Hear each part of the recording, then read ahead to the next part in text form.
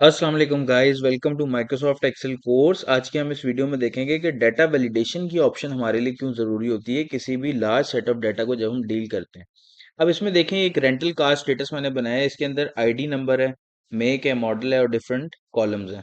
तो अब अगर मैं देखूं कि मेक के अंदर मेरे पास टेक्स्ट फॉर्म का डाटा है। अब अगर ये लिस्ट बहुत लंबी हो तो मैं क्या करूंगा कि इसके अंदर कोई और वैल्यू न्यूमेरिक ना आ जाए।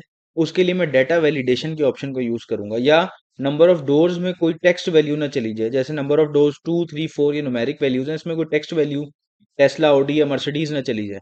तो इसलिए इनको हम डाटा वैलिडेशन के ऑप्शन के थ्रू ठीक रखते हैं, ताकि हमारी लिस्ट का जो डाटा है वो बिल्कुल ठीक रहे। तो फॉर एग्जाम्पल, अब मैं इसको सेलेक्ट करता हूँ, मेक को मैंने सेलेक्ट किया। अब मैं सेलेक्ट करने के बाद यहाँ पे जाऊंगा ऊपर डेटा में मैं जाऊंगा, और फिर डेटा के अंदर हमारे पास ऑप्शन है डेटा टूल्स की। डेटा टूल्स के ऑप्शन में हमारे पास है डेटा वैलिडेशन। डेटा वैलिडेशन पे मैं क्लिक करूंगा तो ये मेरे पास डेटा वैलिडेशन की ऑप्शन आ गई। डेटा वैलिडेशन की ऑप्शन में हमारे पास ये एक प्रॉम्प्ट विंडो ओपन हो जाएगी, जिसमें हमारे पास तीन तरह की सेटिंग्स हैं। एक सेटिंग्स है, एक इनपुट मैसेज है और एक एरर अलर्ट है। तो सेटिंग्स के अंदर हमारे नीचे यहाँ पर अलाउ लिखा हुआ है। अलाउ के अंदर जब मैं ऑप्शन पे क्लिक करूंगा तो ये मेरे पास डिफरेंट तरह के ऑप्शंस दे रहा है कि आपने होल नंबर अलाउ करना है सिर्फ इस सेलेक्टेड लिस्ट में, या डेसिमल वैल्यूज या लिस्ट अलाउ करनी है, या डेट, टाइम, टेक्स्ट लेंथ या कस्टम भी आप कर सकते हैं। तो अभी हम एक्सप्लोर करते हैं लिस्ट को, कि हमने लिस्ट अलाउ करनी है। अब वो देना चाह रहा है कि सोर्स क्या होनी चाहिए उस लिस्ट की। तो उस लिस्ट में जो मेरे पास टेक्स्ट वैल्यूज है मैं सिर्फ वो लिखूंगा। फॉर एग्जाम्पल, जैसे मेरे पास है Mercedes, comma, Audi, comma, Tesla, मेरे पास फोर्ड है और बीएमडब्ल्यू। अब मैंने इनको यहाँ पर इसको मैंने सोर्स दे दिया, ये मेरे पास सोर्स आ गया। अब मैं इसको ओके पे प्रेस करूंगा तो मेरे पास देखिए मेक के अंदर जो है जितने भी हाईलाइटेड कॉलम थे उनके साथ ये एक ड्रॉप डाउन एरो आ गया राइट साइड पे। अब ये यहाँ पर ड्रॉप डाउन एरो में मेरे पास ऑप्शंस दे रहा है Mercedes, Audi, Tesla, Ford, BMW की।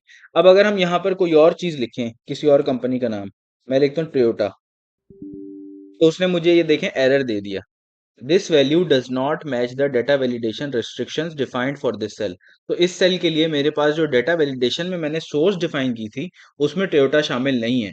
तो ये हमारा फायदा होता है डेटा वैलिडेशन का, ताकि हम इसको यूज कर सकें, हमारी लिस्ट के अंदर डाटा करप्ट ना हो और कोई भी कॉलम शफल ना हो आपस में किसी वैल्यूज के अंदर, और एरर का चांस इसमें कम हो जाए। सेकेंडली, अब हम रेट के कॉलम पे आते हैं। तो रेट के अंदर हमारे पास ये कॉलम डिफाइंड है। अब अगर मैं इसको थोड़ा सा और भी सिलेक्ट कर लूँ नीचे, जो एम्प्टी स्पेसेस है उसको भी मैंने हाईलाइट कर लिया। अब हमारे पास देखें यहाँ पे जो मिनिमम वैल्यू है वो है $14.95, और जो मैक्सिमम वैल्यू है वो है $39.95। मैं चाहता हूँ कि इस रेंज के अलावा कोई भी वैल्यू आए तो डाटा वैलिडेशन मुझे एरर दे दे। तो मैंने इसको हाईलाइट किया। उसके बाद मैं इधर ही डाटा टूल्स में डाटा वैलिडेशन पे गया। डाटा वैलिडेशन की ऑप्शन में जाके मेरे पास अब मैं अलाउ करूंगा इसमें डेसिमल वैल्यूज को, कि डेसिमल वैल्यूज को आप अलाउ कर दें सिर्फ। तो बिटवीन वो पूछ रहा है किस किस वैल्यूज के बिटवीन होना चाहिए, तो हम 14.95 लिख देते हैं। मिनिमम वैल्यू इतनी होनी चाहिए और मैक्सिमम वैल्यू 39.95 होनी चाहिए। तो ये मैंने दोनों वैल्यूज लिख दी। अब मैं इसको अप्लाई करूंगा। अब अगर मैं यहाँ पर $40 लिख दूं तो वो देखें मुझे एरर दे रहा है कि ये this value does not match the data validation restrictions defined for this cell. अब मुझे या तो इसको अगर $40 की कोई वैल्यू लिखनी है तो उसके लिए मुझे डाटा वैलिडेशन की जो रेंज है उसको इंक्रीज करनी पड़ेगी, वरना मैं इन्हीं में से किसी वैल्यू को लिखता हूँ। अब अगर हम लिखते हैं 25, तो 25 को उसने एक्सेप्ट कर लिया।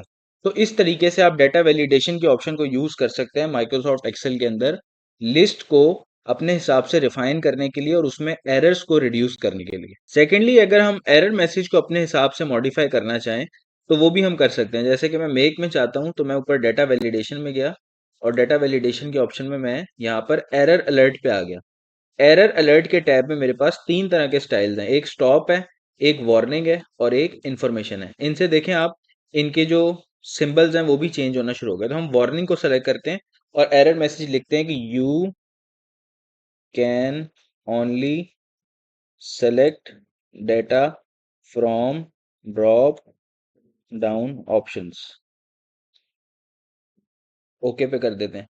अब मैं अगर यहाँ पर कोई भी और वैल्यू लिखता हूँ, जैसे कि टोयोटा मैंने यहाँ पे एंटर किया, तो अब मुझे देखें वो एरर ऑप्शन की जगह वार्निंग दे रहा है। वार्निंग का सिंबल आ गया और उसने वही लिख दिया, you can only select data from drop down options तो कंटिन्यू करना चाहता है वो, कंटिन्यू यस पे मैं क्लिक करूंगा, तब उसने मुझे यहाँ पर डिफरेंट ऑप्शंस दे दी। यहाँ पर ऑडी पे मैं क्लिक कर देता हूँ। अब मैंने यहाँ पे ये वार्निंग के ऑप्शन को सेलेक्ट कर लिया। इसी तरीके से आप स्टॉप, वार्निंग और इन्फॉर्मेशन के ऑप्शन को सेलेक्ट कर सकते हैं अपनी लिस्ट को अपने हिसाब से मॉडिफाई करने के लिए।